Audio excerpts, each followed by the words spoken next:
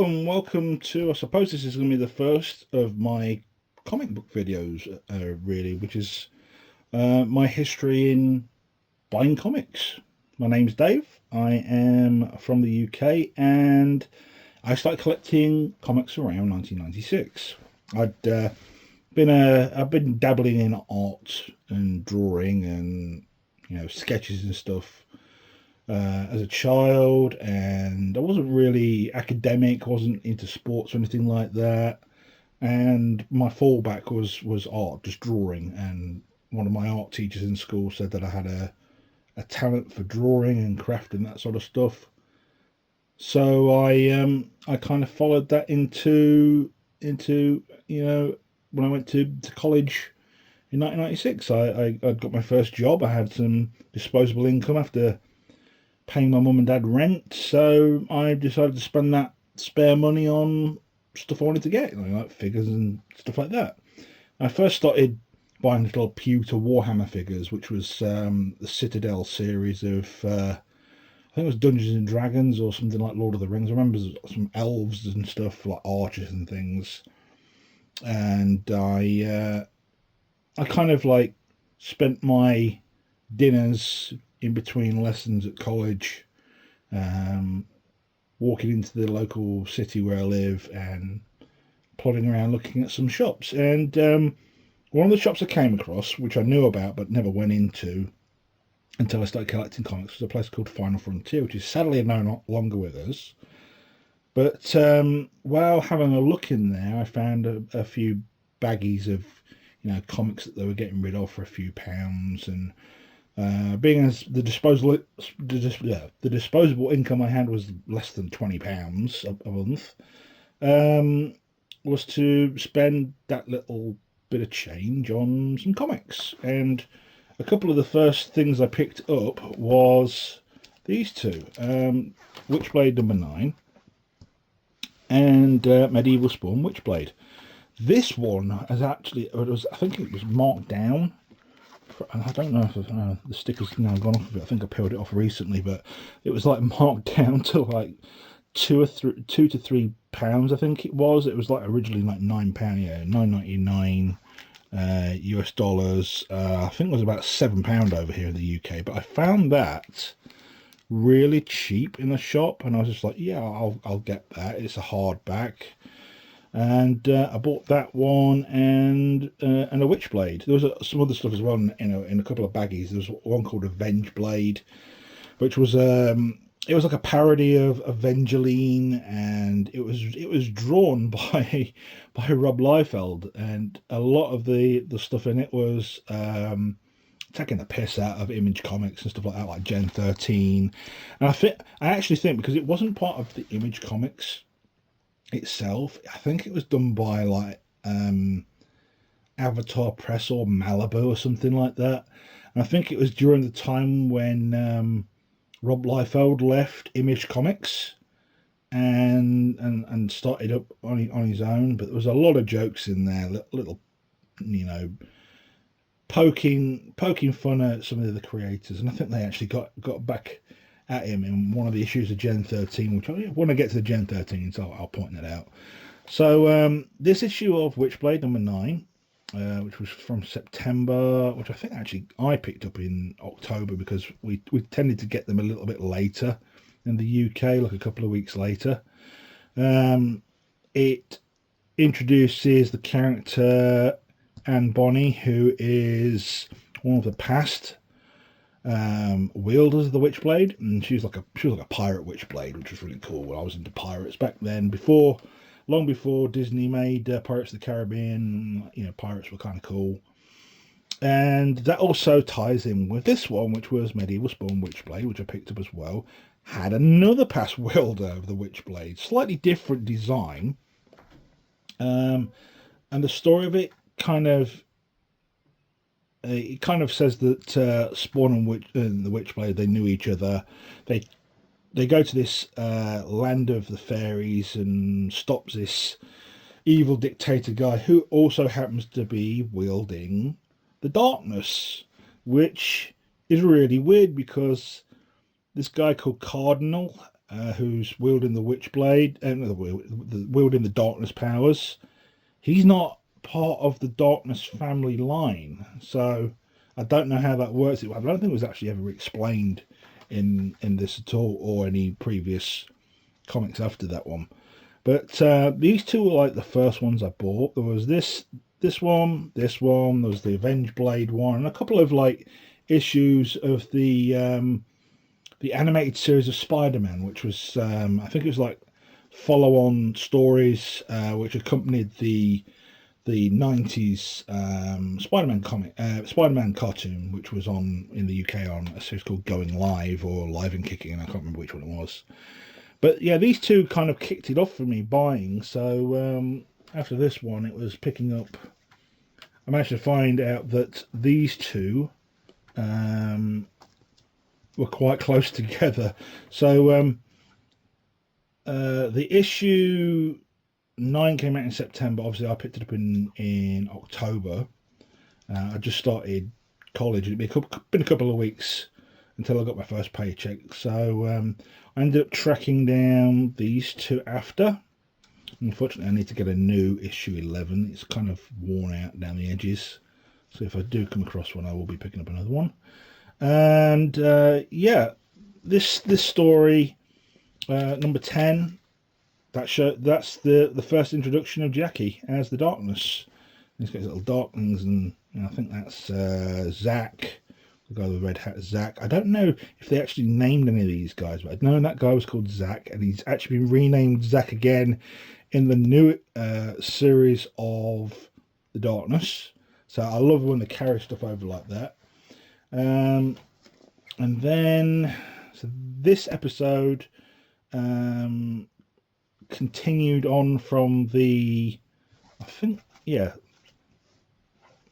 the mini series finished. So the mini series of Darkness, not Darkness, the mini series of Witchblade ended with issue 8, and that was, I can't show you the back of this one. It's a wraparound cover. I'm not going to get it out anyway, but it tied up the first mini series of those first 8 issues, introducing Sarah Pazzini as Witchblade, Ian Nottingham, and Nottingham's boss, Kenneth Irons, who was after the Witchblade, and he's supposedly killed off, Irons is, and Nottingham goes into hiding, and Sarah gets on with her life.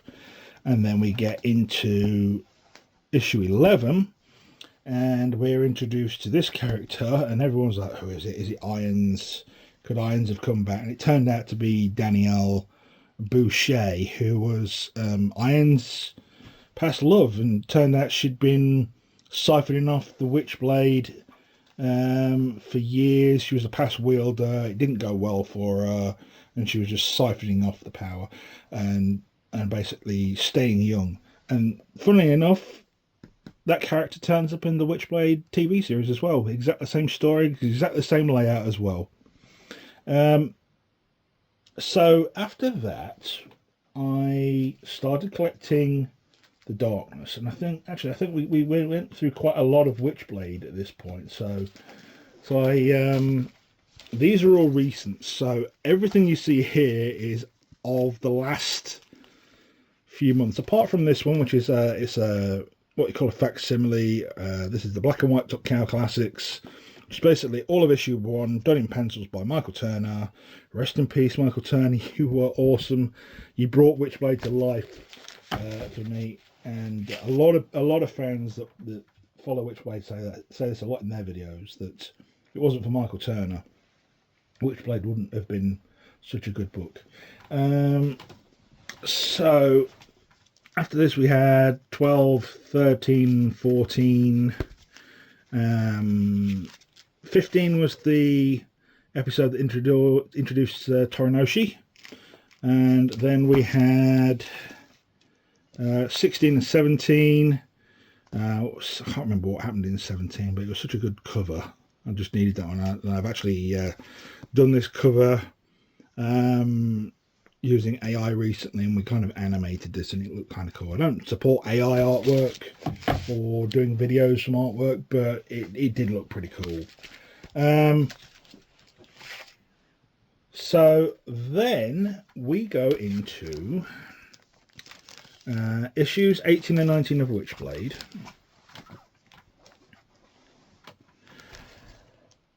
And these two, which is 9 and 10 of Darkness. And basically this was the big crossover. This was hyped up. There were collectibles, there were cards, there were figures. If anyone knows the history of Top Cow Comics, this was a big one. This was a big one. It was 18 and 19 of Witchblade, which was part 1, and then it was part 2. Part 2 was this one here, and part 3 was Darkness, and part 4 was Witchblade. So you actually kind of went and had those 2 issues back to back, pretty much. And then 19, and it's basically Sarah and Jackie, and they're up against Nottingham and Torinoshi from that tiger-headed guy from the previous issue I showed, and Nottingham kind of like drained them both of the powers and became this amalgamation. So yeah, that was kind of a big thing for me when collecting, and after that it was just going through the rest of the issues after that. A lot of the stuff I have for Darkness, I started collecting the Darkness around, it was actually the Family Ties, and then everything after that was like issues 11 to 12. The good thing about Darkness is it's only 40 issues, and I'm still trying to find a few of those. A lot of the stuff I have here is stuff I've had recently. So that's one that came out a couple of months ago. That was an Image Firsts reprint. So it's got none of the adverts in it. It's what you call a facsimile. So it has none of the adverts in it at all. And it's mainly the comic. Issue 2. Issue 3. Lovely bit of artwork. I need to get another one because whoever I bought this from left a great big whacking sticker on the top. And it ripped while it was in the shipping process. Issue 4. I know I never had that one, but I know I had issue 5 because I remember this. Maybe I didn't. Maybe this was like one of the issues that I saw in the collected issues, like the compendium, which was like a small ball. It was I think it was like 6 issues in a compendium. Issue 6. And then issue 7, which I love this bit. It's got, I think that's Zach. They really needed to have named these other guys. A lot of them were roadkill and cannon fodder over the issues. You saw one or 2 pop up and then they were dead. Here we go again. Got some other ones. This bit of art always reminds me of those kind of early 90s sort of artwork that you saw. If you ever saw kids at school, they'd be drawing stuff like Watchmen or the Smiley, the Psychotic Button, from Brian Pulido's like Lady Death and Chaos Comics, that sort of stuff. So these guys always reminded me of those sort of things. And then we have 11 and 12. I had pretty much everything for volume 1 of Darkness, and then I stopped collecting around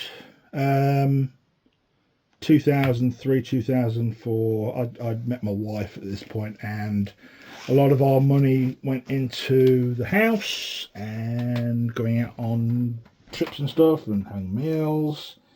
So if I remember correctly, I stopped collecting around issue 30, and a lot of these. So a lot of these Darkness ones that you see here, I had, and then I sold them at car boot sales and things like that. And I've just managed to get them back recently. So Some of these are really cool comics, cool covers and stuff. There are some which aren't so good. I don't like this cover at all. It's just kind of bland and boring, and they kind of cheaped out with the white background. I love that one. I think this is like getting midway through. Jenny's on the cover. Jenny's back in the new series. Unfortunately, if you know the history of Darkness, I don't want to spoil it, but if you've ever played the video game, you know what happens to Jenny. There's a really cool cover there of issue 23,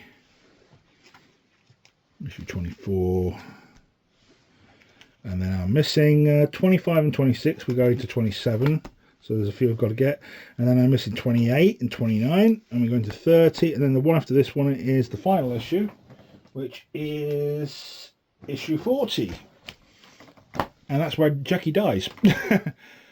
Jackie dies. For the first time. Actually, no, I think he died. This is the second time he dies, because I think he goes up against the Angelus, which is his arch rival, and I think he dies and he gets brought back.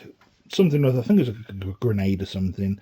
But he does a similar thing in this issue to save Jenny, who unfortunately he doesn't. I'm going to leave it at that. I don't want to spoil it anymore. So if you want to find out about that, you can either get these back issues, or I would say go to a website called getcomics.org or .com, and you can actually download the entirety of the Darkness and the Witchblade and a lot of Top Cow comics digitally for free.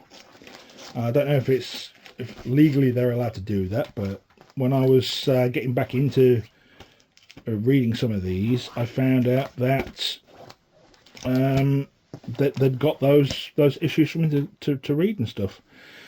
So there we go, guys. This has just been a little short video, a little 15-minute video showing off how I got into comics, and then we'll be going and looking at some other stuff in a couple of future issues, and I'll be going over like stuff I've picked up recently as well.